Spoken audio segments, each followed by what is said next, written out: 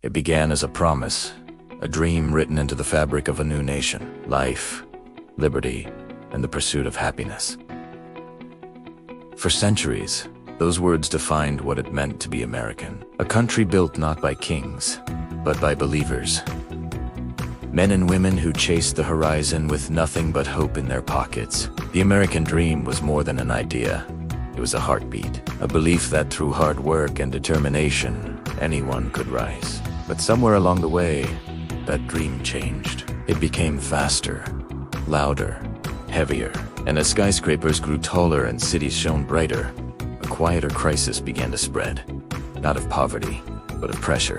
Today, success in America is measured not in happiness, but in hustle. We glorify exhaustion, worship productivity, and mistake motion for meaning. The dream that once promised freedom now often feels like a race with no finish line.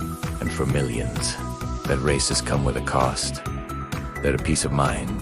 The story of America's mental health is the story of its progress. In the 19th century, hard work meant survival.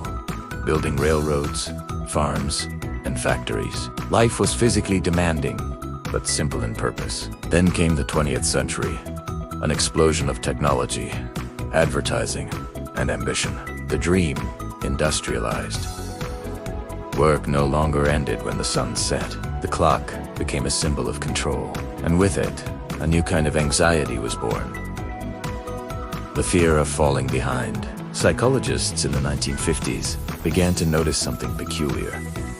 Despite rising wealth, Americans weren't happier. In fact, rates of depression and anxiety were climbing. The dream had delivered comfort, but not contentment. The nation that built everything began to feel empty inside.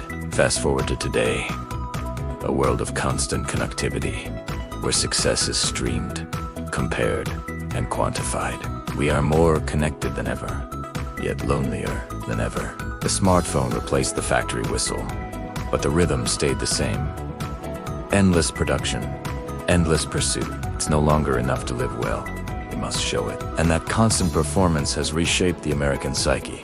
Mental health in America isn't just a medical issue, it's cultural. It's the byproduct of a dream that forgot to rest. Studies show that Americans work longer hours than most developed nations. Vacations are shorter, sleep is scarcer, and self-worth is often tied to income or productivity. The word busy has become a badge of honor, a way to signal importance in a world that never stops moving. But beneath that badge lies burnout. Neuroscientists have discovered that chronic stress literally rewires the brain. The prefrontal cortex, the part responsible for focus and emotional regulation, shrinks under prolonged anxiety, while the amygdala, the fear center, grows stronger. In other words, the more we chase success, the harder it becomes to feel safe or satisfied. The American dream, once a light of hope, has cast a long shadow. Yet this isn't a story of despair.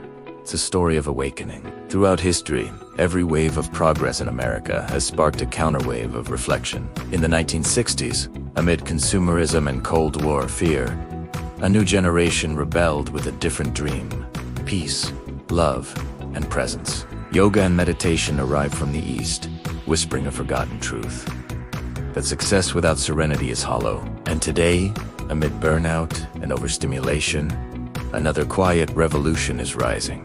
One that redefines what it means to live well. Modern psychology calls it the meaning movement. Instead of asking, "What do you do?" it asks, "Why do you do it?" Purpose, not productivity, has become the new measure of success.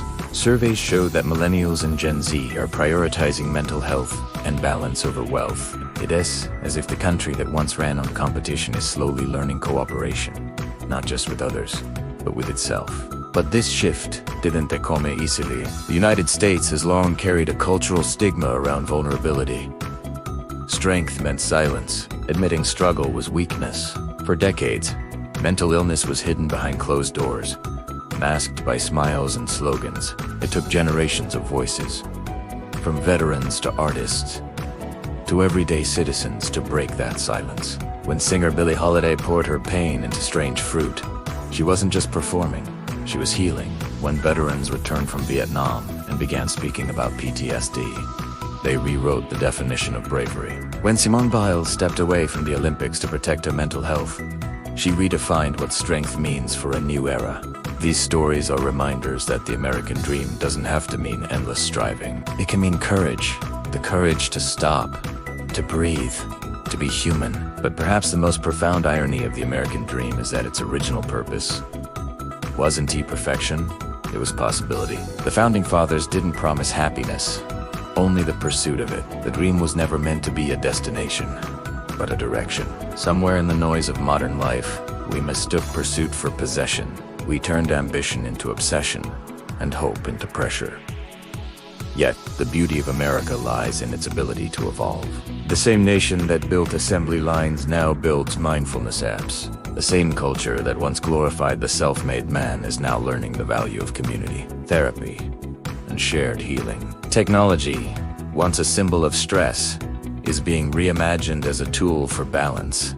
From virtual therapy to online support groups connecting millions, science is finally catching up to what philosophy always knew. Progress without peace isn't progress at all. But to understand the full cost of progress, we must also look at the body. Stress, according to the CDC, is linked to the majority of chronic illnesses in America: heart disease, diabetes, and even cancer. The disease of more has literally become deadly. And yet, inside this crisis lies transformation.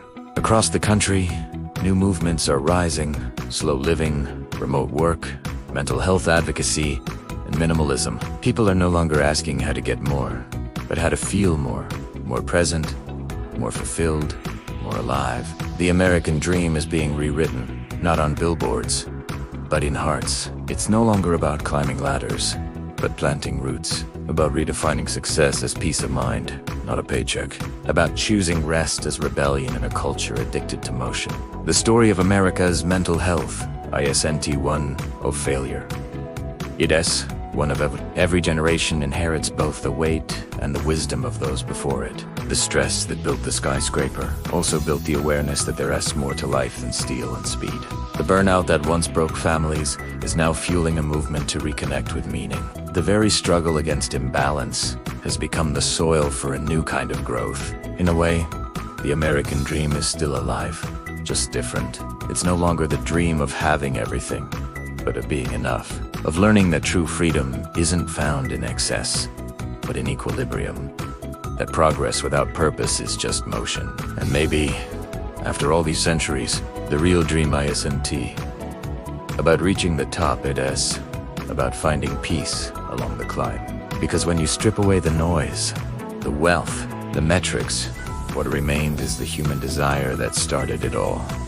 To live, to love, to matter. The American dream doesn't belong to history. It belongs to every person, still daring to believe that happiness is possible, not in the future, but right now. If you enjoyed this journey, don't forget to like, subscribe, and stay curious.